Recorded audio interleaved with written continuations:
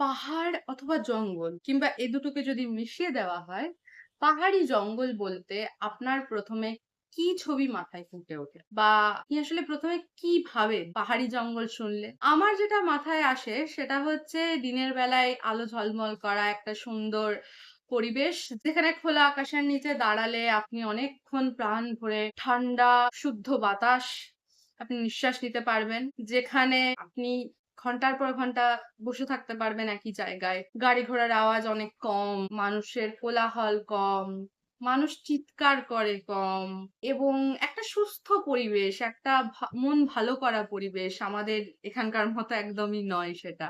অন্যদিকে রাতের বেলা একটা গা ছমছম করা পরিবেশ, একটা ভয়ংকর টেনশন, সাসপেন্স সমস্ত কিছু থাকে। রাত্রেবেলা আপনি খুব বেশি দূরে যেতে পারবেন না। এই যে দুটো কন্ট্রাডিক্টরি ব্যাপার একসাথে থাকে, এইটা কিন্তু খুব ইন্টারেস্টিং জিনিস।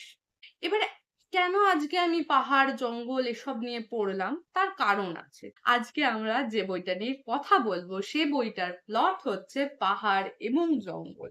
নমস্কার, আমার নাম Shriya Dutta. Welcome and welcome back to my channel. আজকে আমরা যে বইটা নিয়ে আলোচনা করব, সে বইটা প্রকাশিত হয়েছে পত্রভারতী প্রকাশনা থেকে। বইটির মুদ্রিত মূল্য হচ্ছে ৳২৫০। এই বইটি যিনি লিখেছেন তিনি আমার অত্যন্ত পছন্দের লেখক, অত্যন্ত প্রিয় একজন লেখক সৈকত মুখোপাধ্যায়। আজকে আমরা কথা বলবো সৈকত মুখোপাধ্যায়ের অরণ্যঘাতক বইটা নিয়ে। বইটিতে দুটো গল্প রয়েছে। প্রথমটার নাম হচ্ছে মৃত্যুর আলো এবং দ্বিতীয় গল্প হচ্ছে অরণ্যঘাতক। বাংলাতে পাহাড় কেন্দ্রিক তো আছে, কিন্তু এভাবে জঙ্গল কেন্দ্রিক কোনো থ্রিলার এর আগে লেখা হয়েছে কিনা আমার জানা নেই।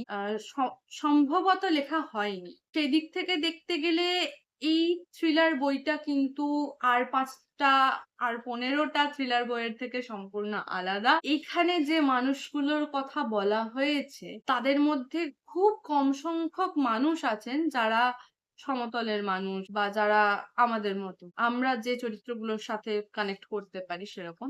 বেশিরভাগই রয়েছেন পাহাড়ি মানুষ। তারা খারাপ হোক, ভালো হোক, যেমনই হোক তারা পাহাড়কে কাছ থেকে দেখেছে। তারা জঙ্গলকে হাতের তালুর মতো চেনে। এইরকম কয়েকটা ইন্টারেস্টিং ক্যারেক্টার এখানে আছে। গল্পের দিক থেকে যদি আমি বলি, ১ম গল্পর থেকে আমার ২য় গল্পটা বেশি ভালো লেগেছে। তার কারণ ১ম গল্পটার আমি প্লটটা ১ম এ একটু বলে দিই। কক্সা টাইগার রিজার্ভ এর একটা ছোট অংশ হরিণডুবি বিট। এবারে সেই হরিণডুবি বিটে হঠাৎ করে ৩ জন তুখোড় ফরেস্ট গার্ড মারা যায়। তাদেরকে খুন করা হয় এবং এই ৩ জন ফরেস্ট গার্ড মারা যাওয়ার পরে সেখানে আরো অন্যান্য ফরেস্ট গার্ডদের মারা যাওয়ার খবর আসতে থাকে। সাধারণ মানুষদের বিভিন্ন ধরনের ক্ষতির পরিমাণ বাড়তে থাকে এবং এই সমস্ত কিছুর তদন্ত করতে নামেন ফরেস্ট অফিসার প্রমিত ব্যানার্জি। প্রমিত ব্যানার্জি অনেক চেষ্টা চরিত্র করেন, কিন্তু এখানে একটা টুইস্ট আছে। টুইস্টটা বলার আগে বলে দিই, এই সমস্ত যখন জিনিসপত্র চলছে তার মধ্যে চোরা শিকারি বাড়ছে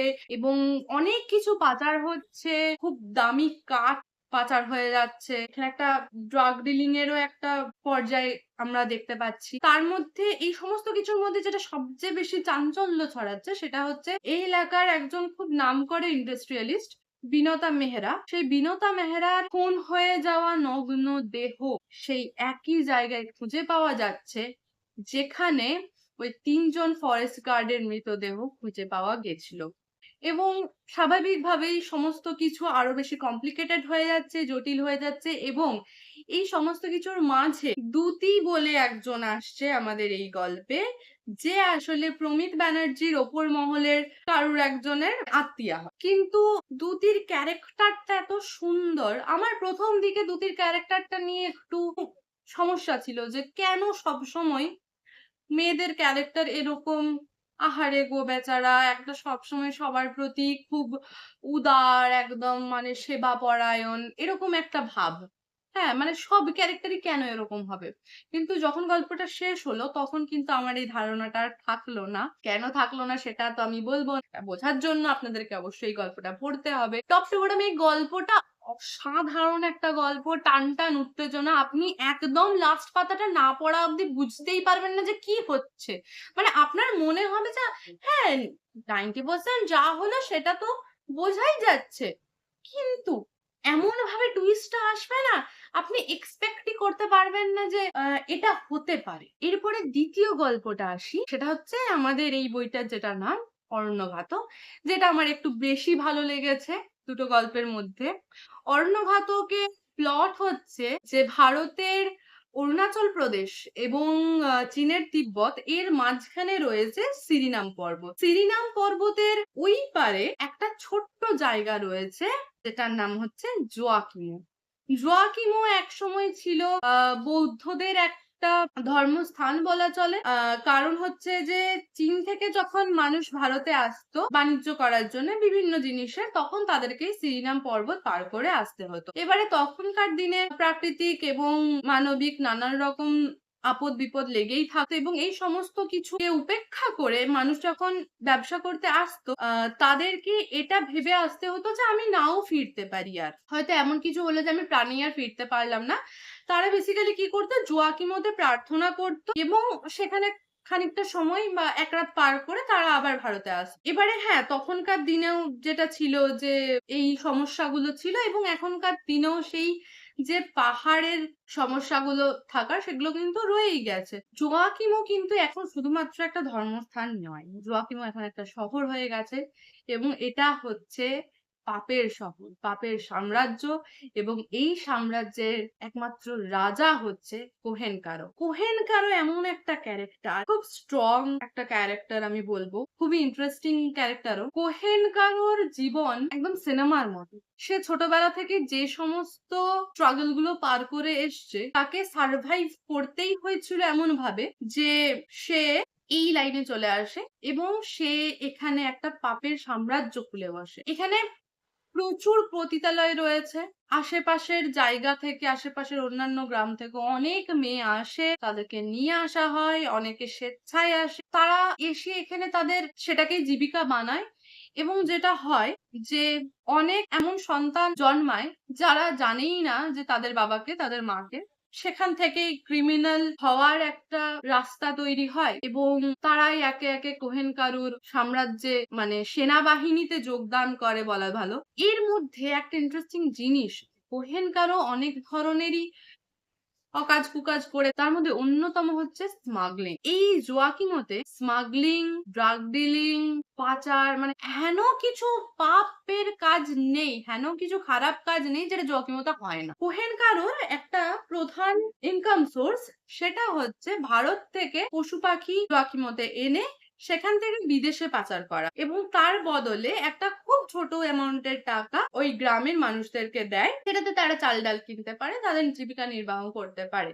এবং এই যে গ্রামের মোড়ল, সে সবাইকে উৎসাহ দেয় যে তোমরা কোহেনকারুর কথা মতো এই সমস্ত কাজ করো। কারণ সে আমাদেরকে টাকা-পয়সা দিচ্ছে এবং তারা খুব সহজ সরল মানুষ।